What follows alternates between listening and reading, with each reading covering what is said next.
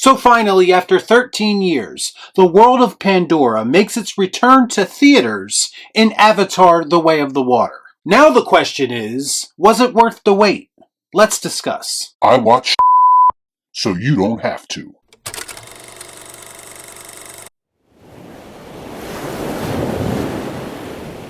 Before I get started, I'd like to kindly ask that you hit the like button, and please subscribe to the channel for more content just like this.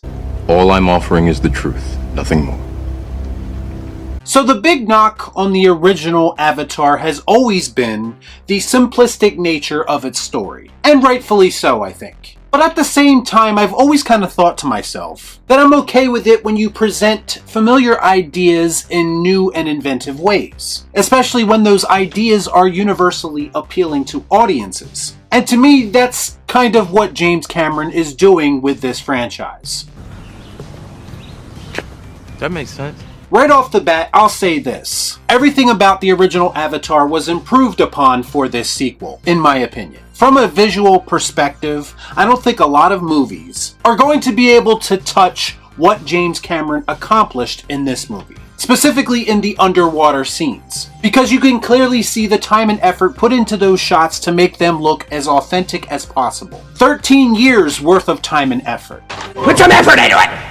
Which is a long time, but you know what? If that's what it takes to set this movie apart from all the other blockbusters that we are currently getting in the modern era, you know what I'm talking about, all those movies with half-ass CGI and boring visuals. This movie, this world, was built from the ground up by James Cameron. All in an effort to give the audience a visual experience that they will not forget. And this movie feels alive because of it, because you can tell that he cares about what he's doing. So it was quite literally impossible for James Cameron to phone in his efforts for this film. For this sequel, everything had to be right, he had to outdo himself, and based on what I've seen, I think he accomplished that. Goddamn right, that's the only way I work, Cap. But here's the part that I wasn't expecting while watching Avatar 2. Because going into it, I know what I'm getting from an Avatar movie for the most part. And through the first third of the movie or so, I was getting exactly what I expected. And like the first movie, I thought it was fine, but it really wasn't doing anything to impress me. But as the movie went on, much to my surprise, I slowly started to get sucked into this story, albeit in a very methodical way.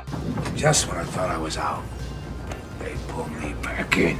The story for Avatar 2 follows Jake Sully and his newly formed family doing everything in their power to stay together and survive.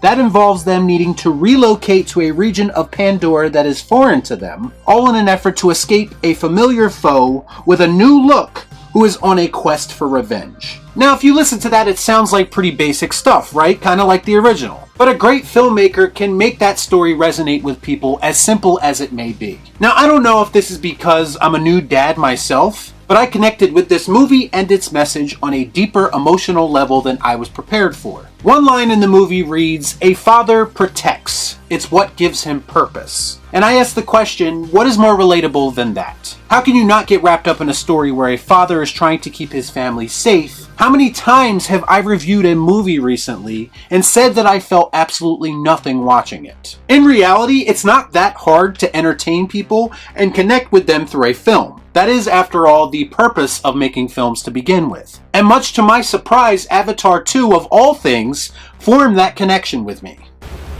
No shit. Now that could just be unique to me because of my situation, but I have to be honest, I think these themes and messages can appeal to anyone. This film feels like a throwback to a time when blockbusters didn't feel so uninspired, and they managed to offer some level of heart to balance out the spectacle. James Cameron has actually made a career doing just that. He really goes into the world building here, introducing us to new creatures, new locations, and even new Na'vi tribes. He's offering up a whole new crop of obstacles for these characters to deal with. And that involves many of the different characters dealing with their own individual problems. And he creates a situation where there are real stakes and you actually give a shit about the fate of these characters. Which is all the more impressive when you think about how all of these characters are CGI. These computer-generated characters have more heart and more emotion than most of the characters being written by Hollywood right now. It's Hollywood, baby. Who knows what's gonna happen?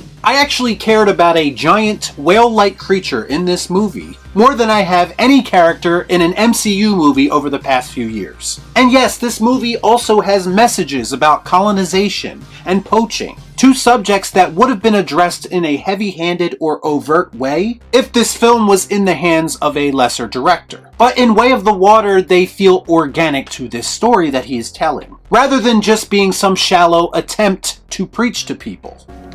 Message!